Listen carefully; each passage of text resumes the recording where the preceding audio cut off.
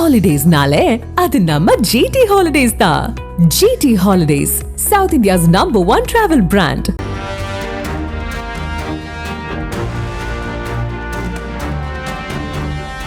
மதுரை மாவட்டத்தில் உள்ள திருப்பரங்குன்றம் மலையில் கார்த்திகை தீபம் ஏற்றுவது தொடர்பாக பல தரப்பு மக்களிடையே வெவ்வேறு விதமான கருத்துக்கள் நிலவி வருகிறது. இது குறித்து களத்திலிருந்து விளக்குகிறார் எமது செய்தியாளர் சத்யகுமார். வணக்கம் சத்யகுமார், அங்கே இருக்கக்கூடிய கள விவரங்களை பதிவு பண்ணுங்க. என்னென்ன கருத்துக்களை முன்வைக்கிறாங்க? மதுரை மாவட்டம் அருகே அமைந்திருக்கக்கூடிய திருப்பரங்குன்றம் அனைவருக்கும் தெரிந்தது. தமிழ் கடவுள் முருகப்பெருமானின் அறுபடை வீடுகளில் முதல் படை வீடு இந்த திருப்பரங்குன்றம். இந்த மலை அடிவாரத்தில் அமைந்திருக்கக்கூடிய இந்த அருள்மிகு சுப்பிரமணிய சுவாமி திருக்கோவில். இது ஒரு அடிப்படையிலேயே இந்த அறுபடை வீடுகளிலேயே வேற்றுமையாக இருக்கக்கூடிய இந்த ஒரு படை வீடு. ஏன்னு பார்த்தோம் அப்படின்னா இது ஒரு குடைவரை கோவில். அது மட்டும் இல்லாமல் பார்த்தோம் அப்படின்னா உள்ள இருக்கக்கூடிய மூலவர் அந்த முருகர் பார்த்தோம் அப்படின்னா அவர் அமர்ந்த கோலத்தில் திருமண கோலத்தில் காட்சியளிக்கக்கூடிய ஒரு திருத்தலம். பொதுவாகவே மற்ற அந்த 5 படைகளில் பார்த்தோம் அப்படின்னா முருகர் நின்று காட்சியளிப்பார், இங்கே அமர்ந்து காட்சியளிப்பார். இது மட்டும் இல்லாமல் இந்த திருப்பரங்குன்றம் பார்த்தோம் அப்படின்னா இங்கே மலை அடிவாரத்திலிருந்து 200 மீட்டர் தொலைவிலேயே ஒரு தேவாலயம் இருக்கு. மலை மீது பார்த்தோம் அப்படின்னா ஒரு சிக்கந்தர் பாதுஷா என்கிறவருடைய ஒரு தர்காவும், மலைக்கு பின்புறம் ஒரு காசி விஸ்வநாதர் கோவில், அதே போல் பார்த்தோம்னா மலைக்கு மறுபுறம் அப்படின்னு பார்த்தோம் அப்படின்னா அங்கே சமணர் படுகைகள் அமைஞ்சிருக்கு. இப்படி பல்வேறு சமயங்களை சுமந்து இருக்கக்கூடிய இந்த திருப்பரங்குன்றம் மிக அழகான ஒரு கிராமம், விவசாயத்தை அடிப்படையாக கொண்ட கிராமம். சமீப காலமாக பார்த்தோம் அப்படின்னா இந்த திருப்பரங்குன்றம் பல்வேறு இடங்களில் ஒரு பேசு பொருளாக மாறி இருக்கு. முதல்ல மலை மீது ஆடு கோழி படியிடுவதில் தொடங்கி இப்போ பார்த்தோம் அப்படின்னா அந்த மலை மீது இருக்கக்கூடிய அந்த தூணில் தீபம் ஏற்ற வேண்டும், கார்த்திகை தீபம் ஏற்ற வேண்டும் என்று பல்வேறு சர்ச்சைகள் வளர்ந்து வருகிறது. இதற்கு நாம் இப்போ தற்போது இந்த களத்தில் இருந்து ஒவ்வொரு தரப்பினரிடையே நம்ம கேள்விகளை முன் வச்சு என்ன பிரச்சனை, அடிப்படையில் இது என்ன நடக்குது அப்படிங்கிறத நம்ம தெரிஞ்சுக்க போறோம். இந்த மலை மீது இருக்கக்கூடிய அந்த தூண்ல கார்த்திகை தீபம் ஏத்தணும் அப்படின்னு சொல்லி முதலாக ஒரு கோரிக்கை வைத்து அதை நேரடியாக நீதிமன்றத்திற்கு எடுத்து சென்ற மதுரை எழுமலையை சேர்ந்த ராம ரவிக்குமார் நம்மிடையே இருக்காரு. நம்ம அவர்கிட்ட விவரங்களை கேட்டு பெறலாம். சார் வணக்கம். இந்த பிரச்சனை, இந்த மலை மீது தீபம் ஏற்றக்கூடிய பிரச்சனை சமீப காலத்தில் பார்த்தீங்கன்னா பெரிய அளவில் வளர்ந்திருக்கு. இதற்கு அடிப்படையில் என்ன காரணம்? நீண்ட ஆண்டுகளாகவே உச்சி பிள்ளையார் கோவில் ஏற்றப்பட்டது. இப்போ நீங்கள் இங்கே மேலே இருக்கக்கூடிய அந்த உச்சியில் ஏற்றணும்னு சொல்றீங்க. இதற்கு என்ன காரணம்? முதல்ல எங்களுக்கும் இஸ்லாமிய மக்களுக்கும் எந்த சண்டையும் இல்லை. எந்த இஸ்லாமிய சகோதரரோ மசூதியோ தர்கா தரப்பினரோ எங்களை எதிர்க்கவில்லை. ஆனால் ஒரு சமூக பிணக்கு இல்லாமல் இணக்கமாக வாழ வேண்டும் என்கின்ற அடிப்படையில் நாங்கள் சமுதாயத்தில் ஒற்றுமையா இருக்கணும்னு நினைக்கக்கூடிய நேரத்தில் ஒரு அரசு நீதிமன்ற உத்தரவை அமல்படுத்த மறுத்து சட்டம் ஒழுங்கு பிரச்சனை வரும்னு சொல்லி பொய்யான காரணத்தை காட்டி இரு சமூகங்களுக்கு இடையே ஒற்றுமை நிலவக்கூடியதை தடுக்கக்கூடிய வேலையை ஒரு அரசு செய்யுது. நான் கேட்கிறேன், நீதிமன்ற உத்தரவு ஏற்று அமல்படுத்தி ஏற்றிட்டு ஒரு நாள் விளக்கெறியதுல என்ன பிரச்சனை இருப்பது? நாங்க இப்ப இஸ்லாம் மதிக்கிறோம். இஸ்லாமே என்ன சொல்லுதுன்னா லக்கும் தீனுக்கு வழியதுங்குது, அவரவர் மார்க்கம் அவரவருக்கு, அவரவர் மார்க்கம் அவரவருக்குன்னு சொல்லுது. எல்லா மதங்களையும் மதிக்கக்கூடிய மாண்புடையவர்கள் இந்துக்கள்.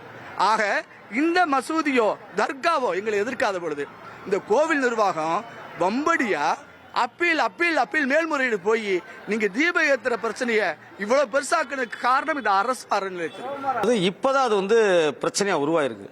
அதாவது 1994 அங்கே தீபம் ஏற்றணும்னு சொல்லி ஆர்ப்பாட்டம் பண்ணிக்கிட்டு இருந்தாங்க. உச்சி மலையிலன்னு சொன்னாங்க. முதல்ல உச்சி மலையில் ஏற்றணுண்டு. அதுக்கப்புறம் தேவஸ்தானத்து சார்பாகவே உச்சி பிள்ளையார் கோயிலில் அந்த உச்சியில் காலாண்டு காலமாக ஏற்றிட்டு இருக்காங்க. எங்களுடைய கருத்து என்னன்னா, இங்கே உள்ளூரில் இந்துவும் முஸ்லீமும் நாங்கள் ஒற்றுமையாக இருக்கிறோம். எங்களுக்குள்ள கருத்து வேறுபாடு இல்லை. அவங்க ஃபெஸ்டிவல் அவங்க நல்ல முறையில் கொண்டாடுறாங்க, நாங்கள் நல்லா கொண்டாடுறோம்.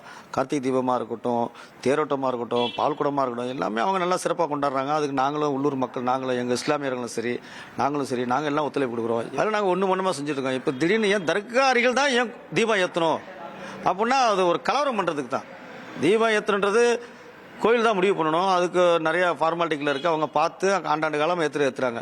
ஏன் தர்கா அருகில் தான் ஏற்றுனா ஒரு கலவரம் பண்ணுறதுக்காண்டி ஏற்றுறாங்க. அதுக்கு இன்னைக்கு இருக்கிற காலகட்டத்தில் இந்த உள்ளூரில் இருக்க மக்களும் சரி, இங்கே உள்ள அனைத்து மக்களும் சரி, அது இந்துவாக இருக்கட்டும், முஸ்லீமாக இருக்கட்டும், எங்களோட தொப்புள் கூட உறவுகள் யாராக இருக்கட்டும், அதுக்கு ஒரு பொழுது அனுமதிக்க மாட்டாங்க.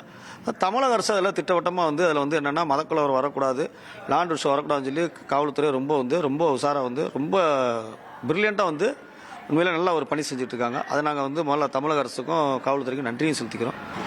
இந்த விளக்கேற்றுகின்ற பிரச்சனை இப்பொழுது சமீப காலமாக ஒரு 10 ஆண்டுகளாக தான் தொடர்ந்து கொண்டிருக்கிறது பிஜேபி. அதற்கு முன்னாடி எந்தவித தொந்தரவும் இல்லை. அறநிலைத்துறை அவர்கள் பாட்டுக்கு போவாங்க, ஸ்தானிய பட்டர்களை கூட்டு போவாங்க, விளக்கேற்றுவாங்க. எந்த விதமான பிரச்சனையும் இல்லாமல் தான் இருந்துச்சு. மழை பிரச்சனை கிளப்பினாங்க, அந்த பிரச்சனை அமைதியாயிருச்சு. திருப்பரங்குன்றத்தில் இருக்கவங்க அனைத்து ஜாதி மதம் எதற்கு நாங்கள் இடம் கொடுக்க மாட்டோம். இங்கே இருக்க மக்கள் ஒற்றுமையாக வாழ்ந்து கொண்டிருக்கிறோம். அதனால அந்த பிரச்சனை விட்டுட்டு இப்போ தீப பிரச்சனை கையில் எடுத்திருக்காங்க. தீப பிரச்சனைன்னு நாங்கள் யாருமே உள்ளூர்காரங்க இதில் யாருமே பங்கெடுக்கலை. இந்த பிரச்சனையில் நாங்கள் எல்லாரும் அமைதியாக இருக்கோம். அந்த ஊர் அமைதியாக இருக்கணும், இந்த மக்கள் அமைதியாக இருக்கணுன்றது தான் எங்களுடைய நோக்கம். இந்த அமைப்புகள் கடந்த 60 வருடமாக போராடிக்கிட்டு தான் வருது இந்த மலை உச்சியில் தீபத்துக்கு தொடர்பாக. அப்போ பொதுமக்கள் இருக்கோம் அப்படின்னா இந்திய அரசாங்கத்தோட சட்டத்து மேலே இறையாண்மையில் இருக்க நம்பிக்கையில் நாங்கள் அமைதியாக அதை பார்த்துக்கிட்டு தான் இருக்கோம். ஆனால் இன்றைக்கி உயர்நீதிமன்றம் ஒரு தீர்ப்பு சொல்லுது, மலை உச்சியில் இருக்க தீபத்தூள் தான் தீபத்துன்னு சொல்லி சொன்னதுக்கு அப்புறமும் ஆளுங்க கவர்மெண்ட் அரசாங்கம் அதை ஏற்றக்கூடாது அப்படின்னு தடை பண்ணும்போது தான் கிராம மக்கள் தன்னெழுச்சியாக வராங்க.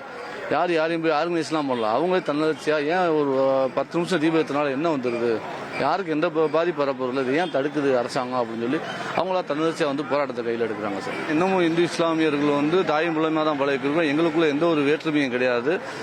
எங்களுடைய போராட்டத்துக்கு அவங்க எதிர்ப்பு தெரிவிக்கல. இன்ன வரைக்கும் தீப ஏற்றுறதுக்குன்னு சொல்லி திருப்பூரில் போய் இஸ்லாமர் யாரும் எதிர்ப்பு தெரிவிச்சதா நீங்கள் சொல்லவே முடியாது.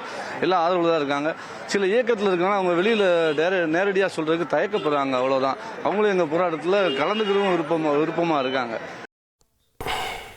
நாட்கள் ஆயிடுச்சு. பக்தர்கள், இந்து பக்தர்களும் சரி இஸ்லாமிய பக்தர்களும் சரி மலை மீது சென்று வழிபட முடியவில்லை. அது அனைவருக்குமே ஒரு குறையாக இருக்கிறது. இப்படி ஒரு சூழல்ல இந்த பல பிரச்சனைகள் பல்வேறு தரப்புல இருந்து அவங்க ஒவ்வொரு பிரச்சனைகளை காரணம் காட்டினாலும் கூட இந்த நம்ம ஏற்கனவே சொன்ன மாதிரி இந்த சமூக நல்லிணக்கத்திற்கு அடையாளமாக இருக்கக்கூடிய இந்த திருப்பரங்குன்றம் வழக்கத்தை விட விரைவிலேயே அனைத்து இந்த பிரச்சனைகளுக்கும் முற்றுப்புள்ளி வைத்து இந்த பகுதியில் மக்கள் அனைவரும் வழக்கத்தை போல சமூக நல்லிணக்கத்துடன் ஒற்றுமையாக இருக்கணும் அப்படிங்கிறது எல்லாரோட விருப்பம்ன்றதுல எந்தவித ஐயப்பாடும் இல்லை. திருப்பரங்குன்றம் விவகாரம் தொடர்பாக களத்தில் இருந்து எமது செய்தியாளர் அளித்த தகவலை நாம் பார்த்தோம். அதே சமயம் கடந்த 15 நாட்களுக்கு மேலாக மலைக்கு சென்று வழிபட தடை நீடிப்பதால் பக்தர்கள் சிரமம் அடைவதாக நமது செய்தியாளர் சத்யகுமார் தெரிவித்துள்ளார்.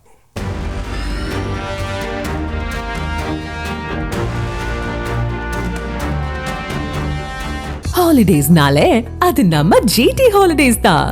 GT Holidays, South India's #1 travel brand.